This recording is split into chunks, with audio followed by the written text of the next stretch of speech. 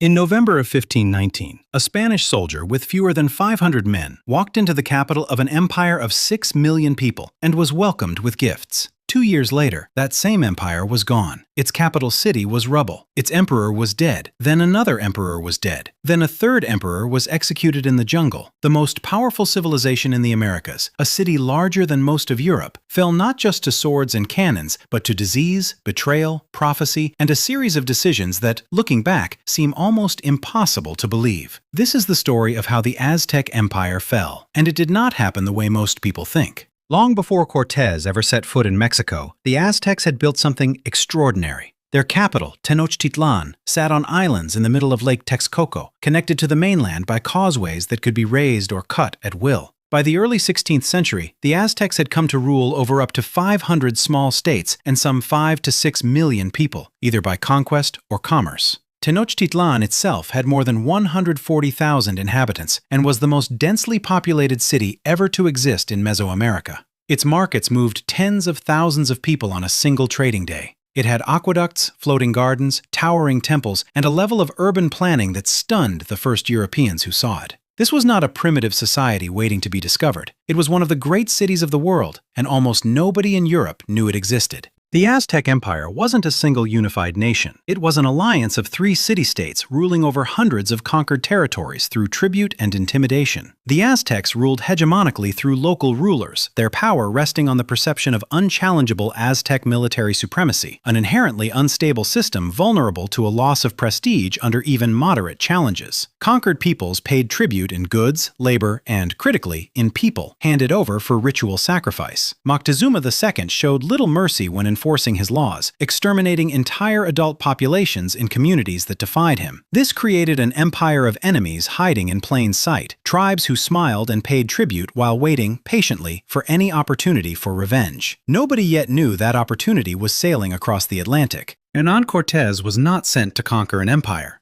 He set sail from Cuba on February 18, 1519, with about 500 soldiers, 100 sailors, and 11 ships, a force laughably small for what he was about to attempt. He defied his own governor's orders to do it. He wasn't a brilliant strategist by training. He was ambitious, ruthless, and willing to gamble everything on the idea that whatever he found on the mainland would be worth the risk. He had no idea he was about to encounter a civilization of millions. He just knew the local rumors mentioned gold. That alone was enough to make him sail. Shortly after landing, Cortes was given a gift that would prove more valuable than any weapon in his arsenal. A young enslaved woman named Malinali, later baptized Marina and remembered as La Malinche. She spoke both Nahuatl, the language of the Aztecs, and a Mayan dialect one of Cortes's own men understood. As a result, she was instrumental as an interpreter for Cortes and stayed by his side throughout his conquests. Without her, Cortes could not have negotiated, manipulated, or understood a single conversation with the empire he was about to dismantle. History rarely remembers her as anything more than a footnote. In reality, she may have been the single most important figure in the entire conquest, translating not just words, but the entire political fabric of a civilization Cortes didn't understand at all. Word of strange ships and pale strangers reached Moctezuma II long before Cortes ever arrived at his capital.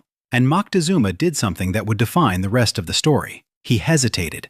Although wary of Cortes, Montezuma sent emissaries with lavish gifts to the Spanish in a cautious game of diplomacy. He didn't attack. He didn't ignore them. He tried to buy them off, hoping gifts of gold would satisfy them and send them home. Instead, the gold did the opposite.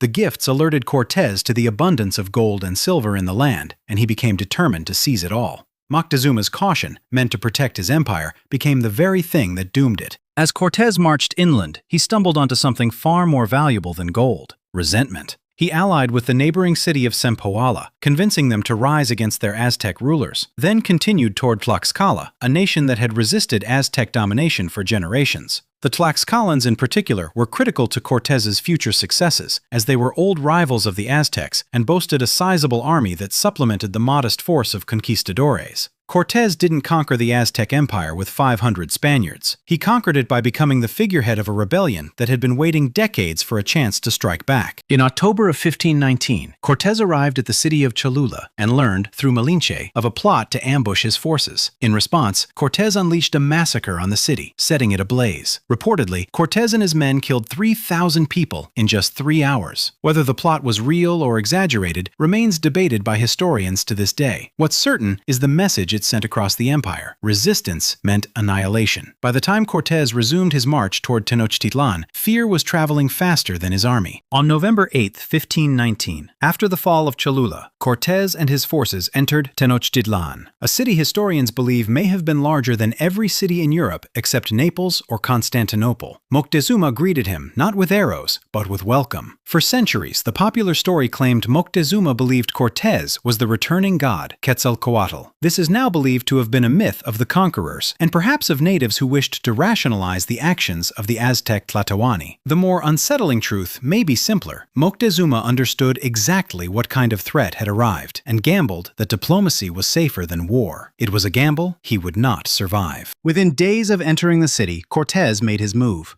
The Spanish took Moctezuma hostage on November 14, 1519, as a safety measure because they were so outnumbered by the Aztec. It was an audacious, almost suicidal gamble. A few hundred foreigners holding the ruler of a 6 million-person empire captive inside his own capital. Cortes assumed he could control the Aztecs through Moctezuma. But Cortes had little knowledge of the ruling system. Moctezuma was not all-powerful as Cortes imagined. The emperor's authority began to bleed away the moment his own people realized he was a prisoner, not a leader. While Cortes was briefly away dealing with rival Spanish forces, he left his lieutenant, Pedro de Alvarado, in command. During a religious festival, Alvarado made a decision that would ignite the war Cortes had been trying to delay. Alvarado led an attack on the Aztec elite, slaughtering noblemen and mostly unarmed warriors present at the event, provoking a direct and definitive war between the Spaniards and Aztecs. Whatever fragile peace had existed inside Tenochtitlan was over. The city turned against the invaders within its walls, and against the emperor who had let them in. Cortes rushed back into a city now in open revolt, and tried to use Moctezuma one last time, ordering him to call for calm from a palace rooftop. The Aztecs, aware that Moctezuma was compromised, ignored him. Moctezuma was stoned to death on that roof by either the Aztecs or the Spanish. No one truly knows.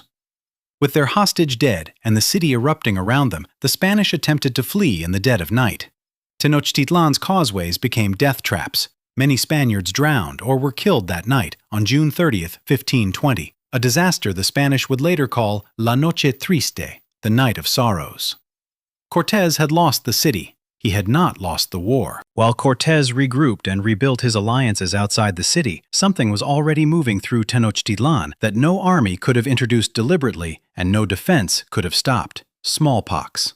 A Franciscan friar traveling with the Spanish recorded what witnesses described inside the city: the dead piling faster than the living could move them, families dying entire in their homes, buildings pulled down over the bodies inside because there was no other way to deal with the scale of it. By 1520, the disease had killed an estimated 40% of Tenochtitlan's population in a single year. It killed Moctezuma's successor, Cuauhtémoc, after just 80 days on the throne. It did not distinguish between soldiers and children, between nobles and farmers, between those who had supported the Spanish and those who had fought them. The people defending the city when the siege came were not the same population that had existed a year before. They were a city already in the process of dying, trying to fight a war at the same time. After the Night of Sorrows, the Aztec Empire needed leadership more than it had ever needed it. What it got was a succession crisis compressed into weeks. Cuauhtémoc, who replaced Moctezuma, was by most accounts the leader the moment demanded, the one who had organized the uprising that drove the Spanish from the city, the one who had argued from the beginning that the Spanish should never have been let in. He lasted 80 days before smallpox killed him. His successor was 18 years old. Cuauhtémoc inherited an empire that had buried 2 rulers in less than 3 months, a capital depopulated by plague, a treasury depleted by years of tribute and war preparations, and a ring of allied enemies closing in from every direction. He had personally argued against admitting the Spanish into the city. He now had to defend it from the consequences of a decision he had opposed. He fought anyway. In May of 1521, Cortes returned to Tenochtitlan, not as a guest, not as a negotiator, but as a besieger. The strategy was straightforward: cut the city off from the mainland, Destroy the causeways, control the lake, stop the food, stop the water, let the city eat itself. The siege lasted 93 days. The Aztecs who remained, starving, sick, outnumbered, watching their city being dismantled block by block, did not surrender easily. They fought for every building, every street, every temple. Cortes later wrote that the resistance surprised him. It should not have surprised him. They had nowhere to go. The allies who might have helped them had already changed sides. The causeways that once made the city unconquerable now made it a trap. On August 13, 1521, the city fell.